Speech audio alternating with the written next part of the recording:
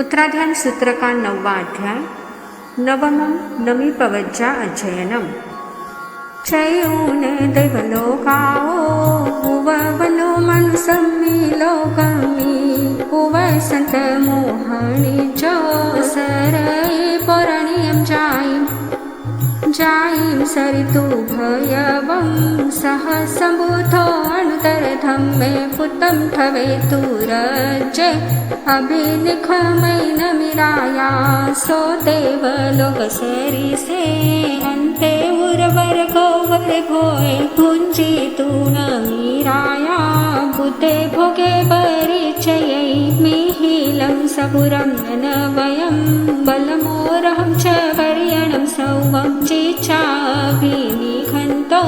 एकन्तमहिथियभयवं कोलाहलगभूयम् आसीहिलये पवयन्तमितैयाराय ऋषिमि नमिमि अभिनिखमन्तमि अबुठुयं राय ऋषिं पवचाठानमुत्तमं सको महानरुवेणम् इमं वयनमगवि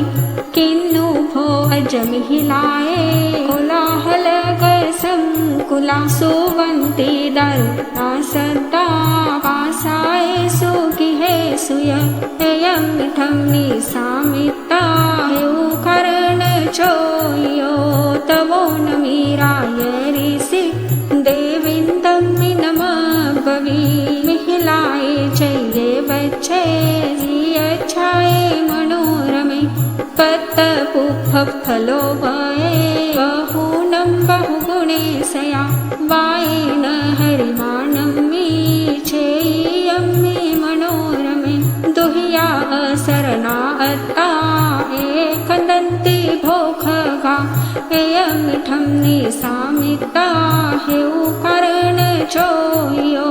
तवो नमिम्राय ऋषिं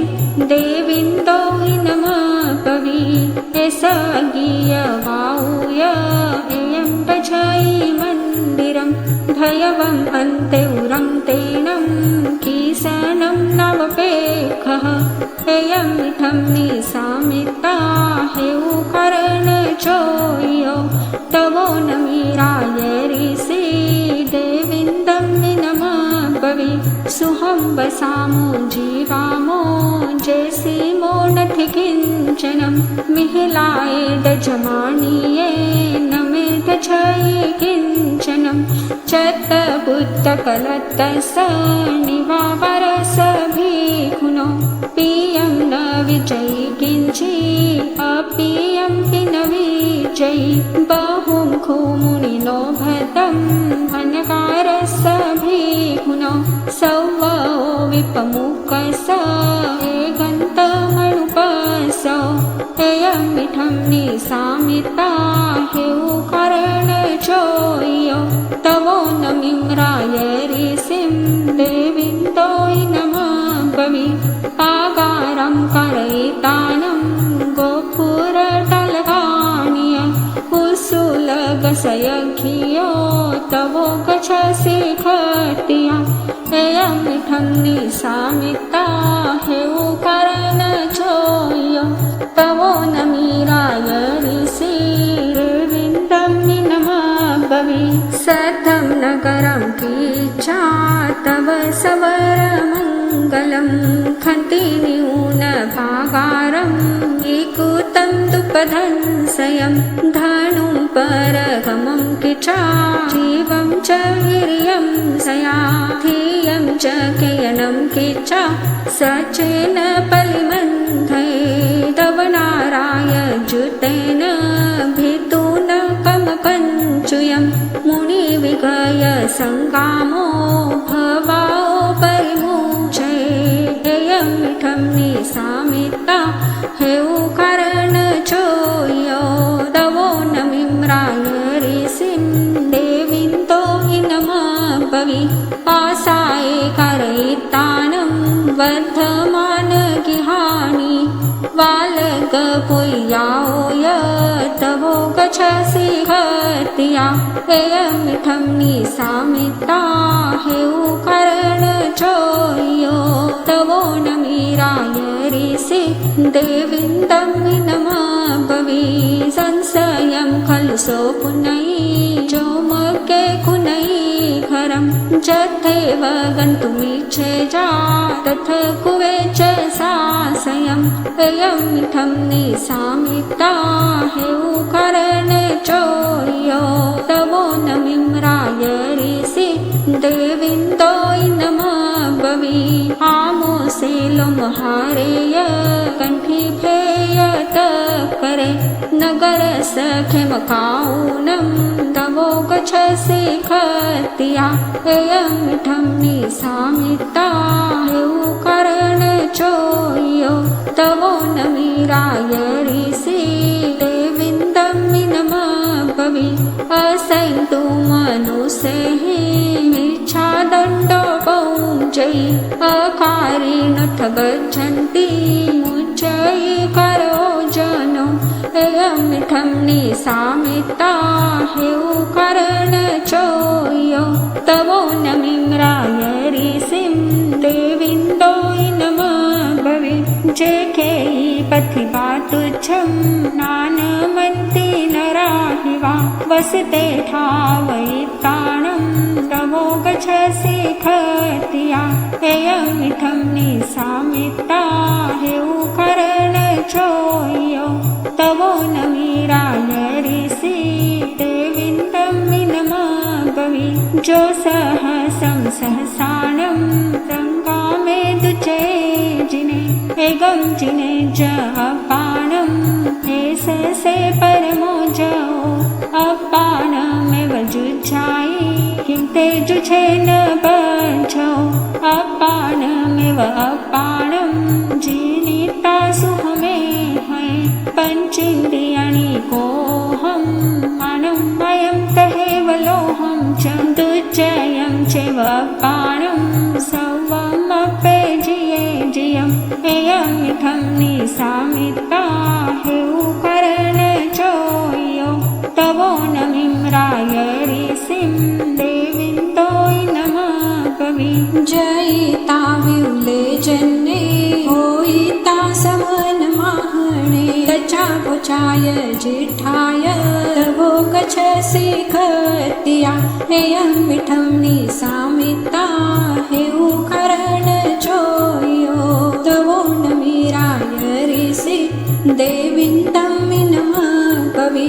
जो सहसं सहसाणं मासे मासे गवं दवे तस्सावि सञ्जनो सेवो अदितसौमे किञ्चनम् एयमिठं निसामिता हेउकरण चोयो तवो नमिम्राय ऋषिं देविन्दोय नमाभवी घोरासमं जयिताणं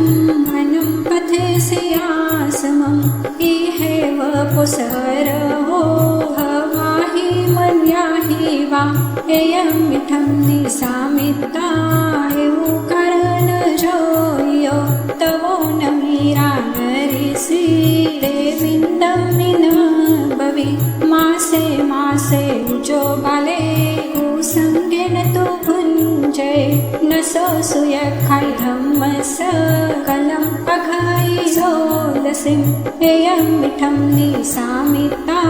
हेउकरण चोयो तवो नमिम्राय ऋषिं देविन्दोय नमाभवी हिरण्यं सुविनं मणिमुतं कसन्दुषं च वाहनं कोशं वढावयिताणं तवो गच्छसि खतिया एयमिठं निसामिता हेउकरण चोयो तवो नमिराय ऋषि देविन्दमिनमाभवी सुवर्णरुवसौ पवया भवे सिंहां कैलाससमाः शङ्खया नरसलुदसनदेहिं किञ्चिच्छाहु आकाशसमानन्दिया पुढविशाली च वाचव हिरण्यं पशुभिः सह परिपूर्णं नलमेघस विचातवं चरे एयमिठं निसामिता हेउकरण चोयो तवो नमिम्राय ऋषिं देविन्दोय कवि अच्छेरकमभूतये होय चयसे बथिवा असन्ते कामे पथेसि संकपेन विहमसि एयं मिठं निसामिता हेउ करण चोयो तवो नमीराय ऋषि देविन्दं विनमा कवि सलं कामा विषं कामा कामे असे विसोवमा कामेय पथे माना कामा जन्तितो कयि अहे वयन्ति कोहेनं मानेनं अहमा गई माया गई परिखाओ लोभाओ दुखो भयं अबौ जीवन माहनरुवं व्यूव्यून इन्दतं वन्दयि अभिधूनन्तो माहि महुराहि वग्गुहि अहो ते निजियो को हो अहो मानो परायो अहो ते निरखिय माया अहो लोहो बसी गो अहो ते अजवं साहु अहो ते साहु मदवं अहो ते उत्तमा खन्ति अहो ते मुते उत्तमा इहंसि उत्तमो भन्तो विचाहोयि सि उत्तमो लोकोत्तमोत्तमं ठाणं सिद्धिं कछसि वीरो एवमभिधूनन्तो रायर्षि उत्तमाय सथाय याहीनं वरन्तो पुनो पुनो वन्दये सको तो वन्दे उन्नपाये चक्रकुशलखन मुनिवरस आकाशेनु भय्यो ललिय चवल कुण्डल किरीडि नमी नमेयपाणं सखं सखेन चोयो चयून गेहं वैदेही सामन्ये पशुवर्ठ्यो एवं करन्ति सम्बुद्धा पण्डिया कवियखना विनियतन्ति भोगेषु जहासेन मिरायरिषि तिब्बेमि नमी पवज्जा नामं नवमम् अध्ययनं समत्तम्।